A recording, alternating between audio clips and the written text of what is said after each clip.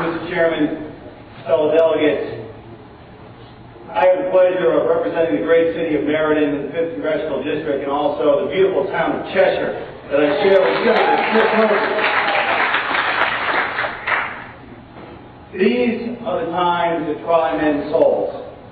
In December of 1776, Thomas Paine wrote that phrase in a series of pamphlets entitled The American Crisis.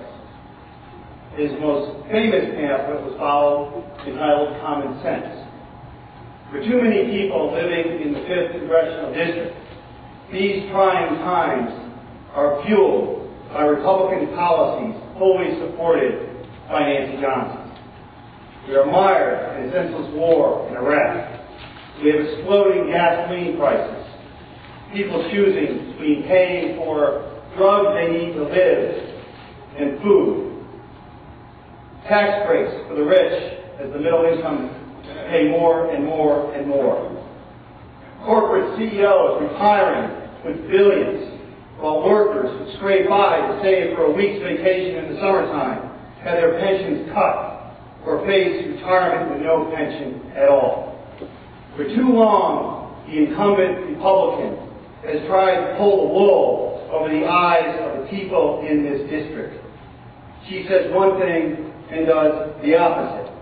To paraphrase the song, yes, she is the great pretender.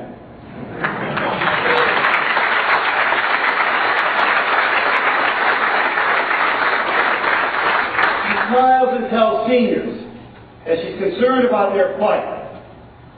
Yet she sells out to the drug and insurance companies by voting to prohibit the massive purchasing power of the federal government from lowering the price of prescriptions.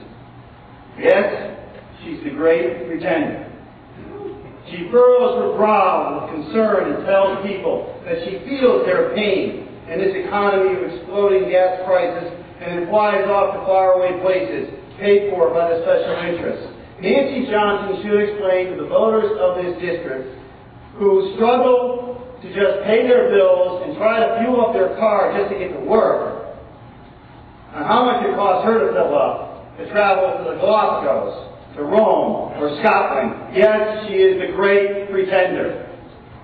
She'll look people straight in the eye and bemoan the burden on the middle-class taxpayers.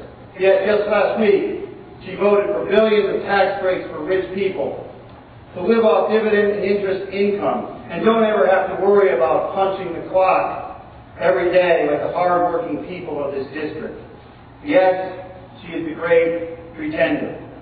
And despite her fairly recent epiphany, she was a loyal follower of the unethical Tom DeLay and welcomed his PAC contributions with open arms each and every year. For years, the great pretender was DeLay's defender.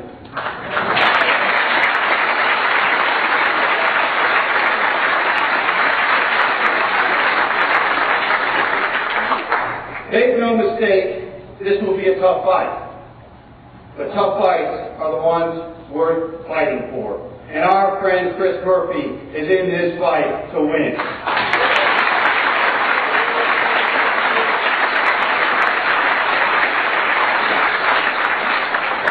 Never before in our history did the words of Robert Kennedy ring so true. Progress is a nice word, but change is its motivator, and change has its enemies. The incumbent Republican will have the advantage of billions of dollars in contributions from big oil, the drug and insurance companies, Washington insider lobbyists, and the Republican congressional PACs. But all that money won't be able to buy what Chris Murphy and this Democratic Party will bring to this fight in passion and old-fashioned hard work on the ground to win.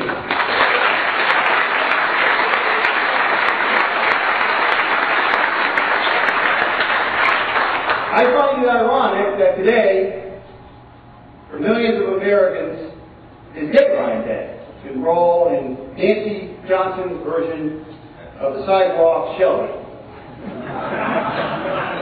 Nancy's version of the sidewalk shell game is to place 44 different shells in the form of prescription drug plans in front of Connecticut seniors and let them try and find the P.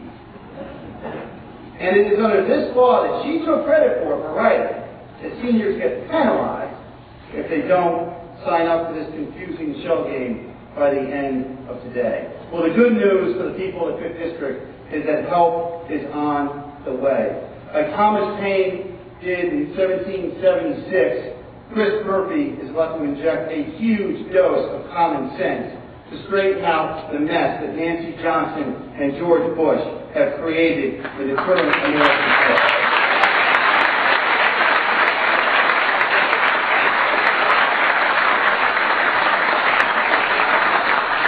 Today is deadline day to begin the end of Nancy Johnson's stay.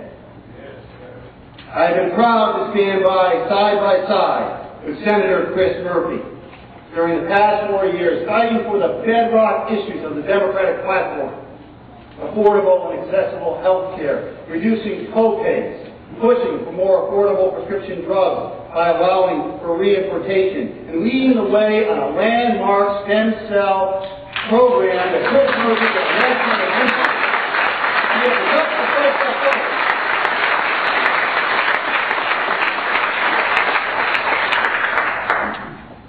Investing in improving student learning and achievement in our public schools. Chris is committed to repealing the draconian nonsense in No Child Left Behind and amending it to help kids stop coming to public schools.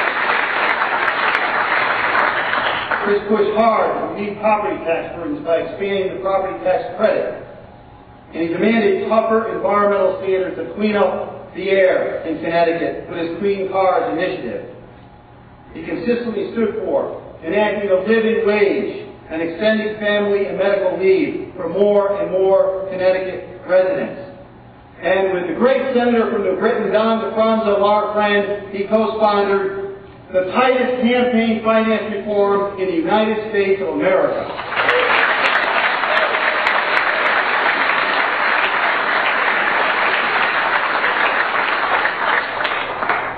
I have watched my friend Chris work tirelessly in the Senate to help people of Connecticut on the issues that matter most to them. He'll bring that same level of energy, that same commitment, that same desire to accomplish meaningful legislation that will have a lasting impact. Chris Murphy will make this campaign about the record, not rhetoric. Chris Murphy will bring his vision to work towards the solutions of tomorrow, to clean up yesterday's mess left behind by the failed Republican leadership of George Bush and Nancy Johnson. And Chris Murphy will win this election.